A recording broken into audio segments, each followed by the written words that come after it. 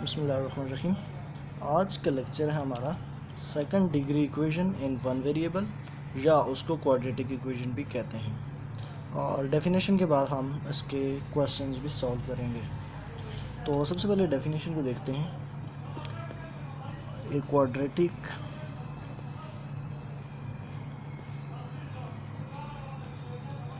Equation is an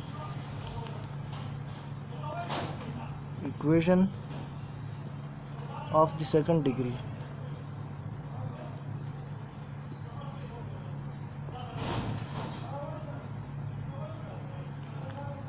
in one variable.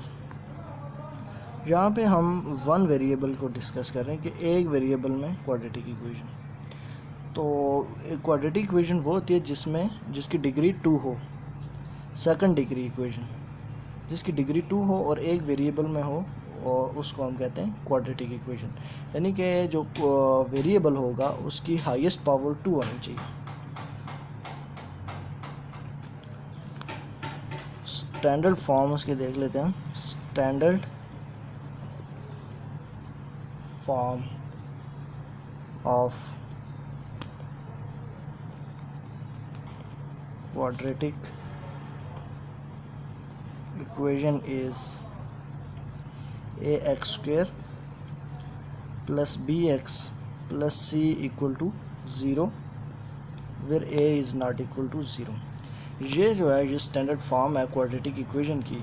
इसमें मतलब सबसे बड़ी पावर x की 2 है, उसके बाद x है, और ये यहाँ पे x की पावर 1 है और यहाँ पे x की पावर 0 है। इसमें यहाँ पे एक्स स्क्वायर का कोफिशिएंट a होता है, x का कोफिशिएंट b होता है, और यहाँ पे जो है ये कांस्टेंट c होता है। तो इसमें लिखा हुआ a नॉट इक्वल टू 0, यानी a 0 नहीं हो सकता। अगर a 0 हो जाएगा तो ये वाली टर्म ख़त्म हो जाएगी। जब ये ख़त्म हो जाएगी तो पीछे ये बच जाएगा, तो ये वाली फिर लीनियर इक्वेशन बन जाएगी। ये क्वाड्रेटिक इक्वेशन नहीं रहेगी, लीनियर बन जाएगी। तो इस वजह से क्वाड्रेटिक इक्वेशन के लिए a का नॉन ज़ीरो होना ज़रूरी है। अब इसके सलूशन को हम डिस्कस कर रहे हैं कि सॉल्यूशंस किस किस तरह के इसमें एग्जिस्ट करते हैं। तो बी स्क्वायर माइनस 4ac इसको कहते हैं discriminant.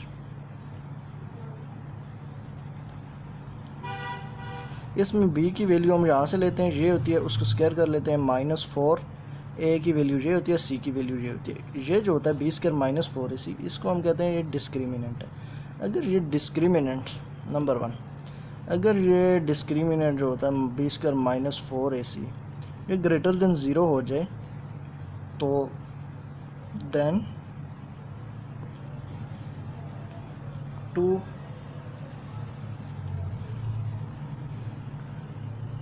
Distinct and real roots exist. अगर ये ग्रेटर देन 0 हो जाए तो उसमें फिर डिस्टिंक्ट और रियल रूट्स एग्जिस्ट करते हैं। डिस्टिंक्ट मतलब दोनों डिफरेंट होंगे, और रियल रूट्स का मतलब ये है कि उसमें वो कम्प्लेक्स नंबर नहीं होंगे। तो दूसरा जो है दूसरे नंबर पे, अगर ये b square minus 4ac equal to 0 हो जाए, अगर ये इक्वल टू 0 हो जाए तो then equal and real roots exist. तो फिर दोनों रूट्स जो होंगे वो दोनों बराबर होंगे, एक जैसे ही होंगे, इक्वल होंगे। अगर ये बी स्क्वायर माइनस 4ac या डिस्क्रिमिनेंट ये अगर इक्वल टू 0 हो जाए। तो तीसरे नंबर पे है if b square minus 4ac is less than 0 then no real roots exist, or distinct and imaginary roots exist। अगर ये बी स्क्वायर माइनस 4ac ये लेस देन 0 हो जाए तो फिर रियल रूट्स एग्जिस्ट नहीं करते, बल्कि इमेजनरी रूट्स यानी कि आयोटा वाले रूट्स जो है वो एग्जिस्ट करते हैं। तो अब इसके हम सॉल्यूशंस की तरफ आते हैं।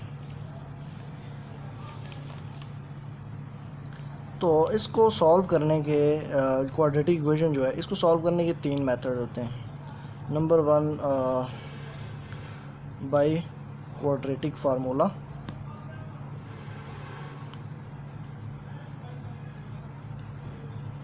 नंबर 2 बाय फैक्टराइजेशन,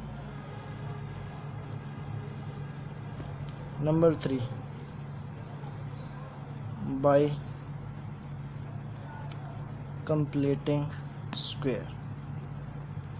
तो ये 3 मेथड्स हैं क्वाड्रेटिक इक्वेशन को सॉल्व करने के। और सबसे पहले हम जो है नंबर 1 हम क्वाड्रेटिक फार्मूला से क्वेश्चंस को सॉल्व करेंगे। तो हम देखेंगे कैसे क्वेश्चन सॉल्व होते हैं। तो मैं एक एग्ज़ाम्पल 4 है हमारे पास, ये पेज नंबर 49 है, business mathematics Allama Iqbal open university, associate degree in arts का सब्जेक्ट है।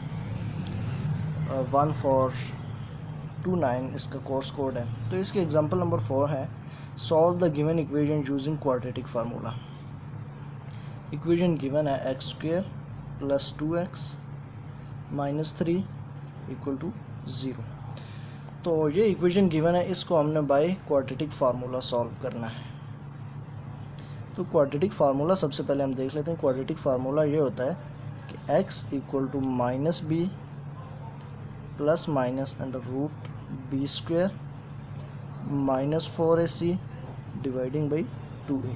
ये क्वाड्रेटिक फार्मूला है। ये फार्मूला यूज़ करके हम सॉल्व करेंगे जब भी हमने by using quadratic formula solve करना होगा। तो इसमें देखिए फार्मूले में वैल्यूज़ हैं b a c, ये 3 है। तो यहाँ से हम जो है सबसे पहले इक्वेशन से हम ये देखेंगे कि यहाँ पे a की क्या वैल्यू है, b की क्या वैल्यू है और c की क्या वैल्यू है। तो यहाँ से हम देख सकते हैं हमारे पास जो स्टैंडर्ड फॉर्म थी उसके साथ कंपेयर करके हमारे पास स्टैंडर्ड फॉर्म थी ax square plus bx plus c equal to 0। तो मैंने पहले भी कहा था कि जो एक्स स्क्वायर का कोफिशिएंट होता है वो होता है a। तो यहाँ पे एक्स स्क्वायर का कोफिशिएंट 1 है तो वो होगा a। x का कोफिशिएंट होता है b, तो यहाँ पे x का कोफिशिएंट 2 है, ये b है। और जो कांस्टेंट होता है जिसके साथ कोई x वगैरह नहीं होता वो होता है c। तो यहाँ पे वो है -3, यानी कि c के यहाँ पे क्या है -3 है, खाली 3 नहीं है क्योंकि यहाँ पे प्लस है। तो यहाँ पे ये वाला जो है ये इस c की वैल्यू में आएगा -3। तो ये a की वैल्यू 1 है, b की वैल्यू 2 है, c की वैल्यू -3 है। अब इन वैल्यूज़ को हम इस फार्मूले में पुट करेंगे। तो आइए पुट करते हैं। तो क्वाड्रेटिक फार्मूला था x equal to minus b plus minus under root b square minus 4ac dividing by 2a। मैं एक दफ़ा फिर वैल्यूज़ लिख लेता हूँ। a की वैल्यू थी 1, b की वैल्यू थी 2 और c की वैल्यू थी -3। अब यहाँ पे x equal to minus b की वैल्यू लिखनी है। b की वैल्यू 2 है plus minus under root b square यानी कि 2 का स्क्वायर आ जाएगा -4 ऐसे ही आएगा। a की वैल्यू 1 है, 1 लिख देंगे और c की वैल्यू -3 है, यहाँ पे -3 आ जाएगी और whole dividing by 2a। 2a की वैल्यू 1 है, यहाँ पे 1 आ जाएगी।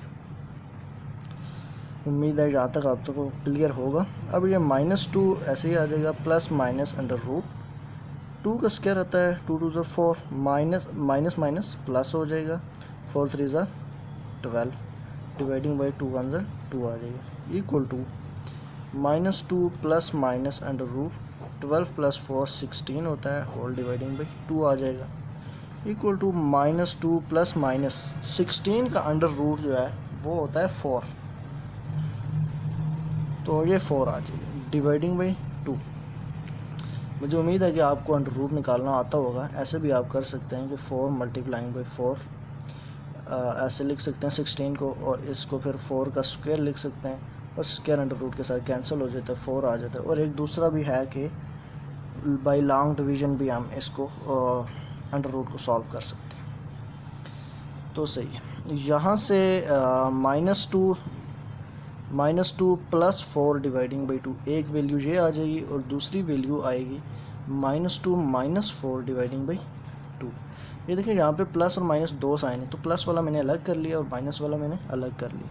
तो यहाँ पे आ जाएगा x इक्वल टू -2 प्लस 4, यहाँ पे 2 डिवाइडिंग बाई 2 आ गया और यहाँ पे आएगा ये -6 dividing by 2। x equal to 2 के साथ कैंसिल होगा, 1 आएगा। x की एक वैल्यू आ गई 1 और x की दूसरी वैल्यू आएगी 2 1 ज़ा 2 2 3 ज़ा 6, x इक्वल टू -3। तो ये दो वैल्यूज़ आ गई हैं इस क्वाड्रेटिक इक्वेशन की। तो सॉल्यूशन सेट जो होगा उसमें 1 आ जाएगा और -3। तो ये आंसर था इस इक्वेशन का। अब यहाँ पे इस बुक में एक्सरसाइज में क्वेश्चन नंबर 3 है जो कि क्वाड्रेटिक इक्वेशन से सॉल्व करना है। लिखा हुआ है solve the following quadratic equations using the quadratic formula. ये सेल्फ असेसमेंट क्वेश्चन है। सेल्फ असेसमेंट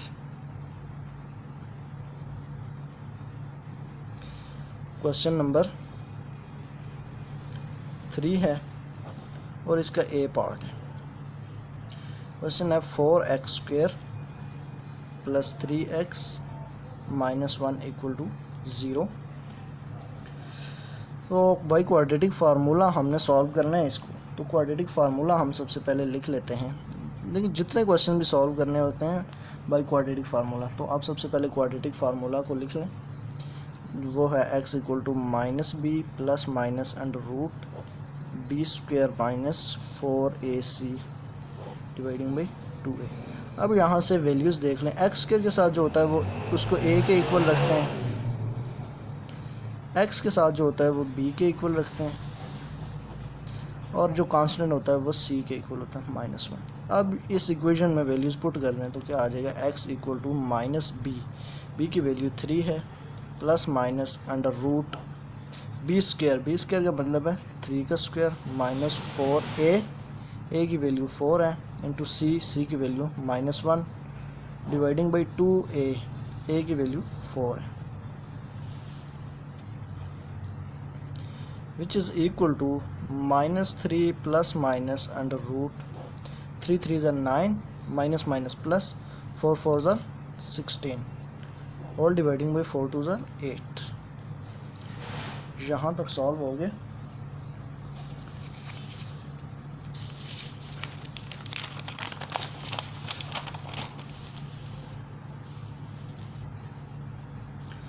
अब यहाँ तक हम पहुँच आए थे। मैं आखिरी स्टेप दोबारा लिख लेता हूँ। x = -3 + √9 + 16 all dividing by 8। ये आखिरी स्टेप हमने लिखा था प्रीवियस पेज पे। इक्वल टू -3 + √9 + 16 हो जाता है 25 dividing by 8, which is equal to -3 + √25 आता है 5 = 8। पिछले पेज पे जैसे मैंने पिछले क्वेश्चन में बताया था कि √ कैसे निकाला जाता है, तो यहाँ पे मैं आपको एक और मेथड बताता हूँ √ निकालने का, कि इस तरह से लॉन्ग डिवीजन करें इसी। 5 5 = 25, 5 1 = 1। अब ये दोनों इस पेयर है तो इसको एज ए 1 कंसिडर करें, मतलब 2 दफ़ा 5 है, आप 1 दफ़ा 5 लिखें, तो इसका √ ये आएगा 5, तो ये मैंने इसकी जगह 5 लिखा है।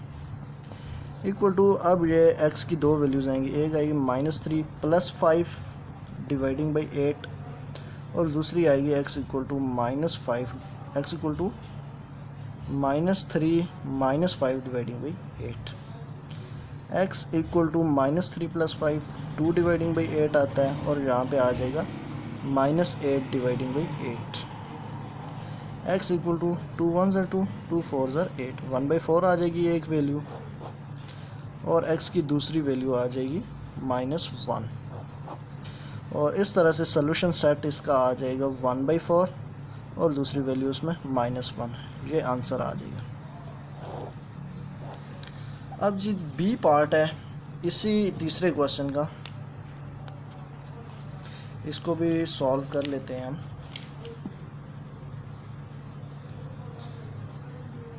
बी पार्ट है, इसमें वेरिएबल चेंज है, बाकी वही चीज़ है। 4t² - 64 = 0।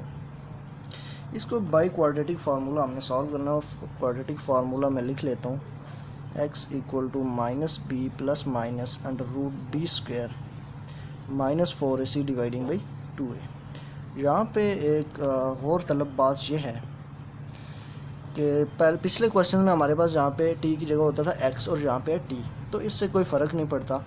आपके पास वन वेरिएबल होना चाहिए, मतलब t होना चाहिए, x हो जाए, y हो जाए, a b c d हो जाए, जो मर्ज़ी हो जाए, लेकिन वो आपका वन वेरिएबल में होना चाहिए, तो वो क्वाड्रेटिक इक्वेशन होती है। और उस वेरिएबल की पावर 2 हो जाए तो वो क्वाड्रेटिक इक्वेशन बन जाती है। और दूसरी बात ये कि हमने कहा था कि जो स्क्वायर वाली टर्म के साथ कोफिशिएंट होता है वो होता है a, तो यहाँ पे हमारे पास 4 है। हमने कहा था b की जो वैल्यू होती है वो जो कोफिशिएंट जो वेरिएबल की पावर 1 होती है उसके साथ होता है। अब यहाँ पे t स्क्वायर तो है, t की पावर 1 है ही नहीं, तो नहीं है, तो इसका मतलब वो 0 है फिर। और c हमने कहा था कि जो जिसके साथ कोई भी वेरिएबल मल्टीप्लाई नहीं हो रहा होता वो c की वैल्यू होती है, यानी कि -64 है यहाँ पे c। अब ये वैल्यूज़ आप पुट करें क्वाड्रेटिक फार्मूला के अंदर, तो -b की जगह आ जाएगा 0 plus minus under root b square यानी 0 का स्क्वायर माइनस 4a की जगह 4 आएगा, और b की जगह -60, c की जगह -64 है, होल डिवाइडिंग बाई 2a, हमारे पास 4 है। तो x इक्वल टू -0 0 ही होता है, तो ये 0 प्लस माइनस अंडर रूट 0 का स्क्वायर 0 ही होता है, तो ये माइनस माइनस प्लस हो जाएगा, 4 4 ज़ा 16 मल्टीप्लाइंग बाई ये 64 को मैं यूँ ही लिख देता हूँ, होल डिवाइडिंग बाई 4 2 ज़ा 8। x इक्वल टू 0 को ना लिखें या लिखें उससे कोई फ़र्क तो नहीं पड़ता, ऐड हो रहा है।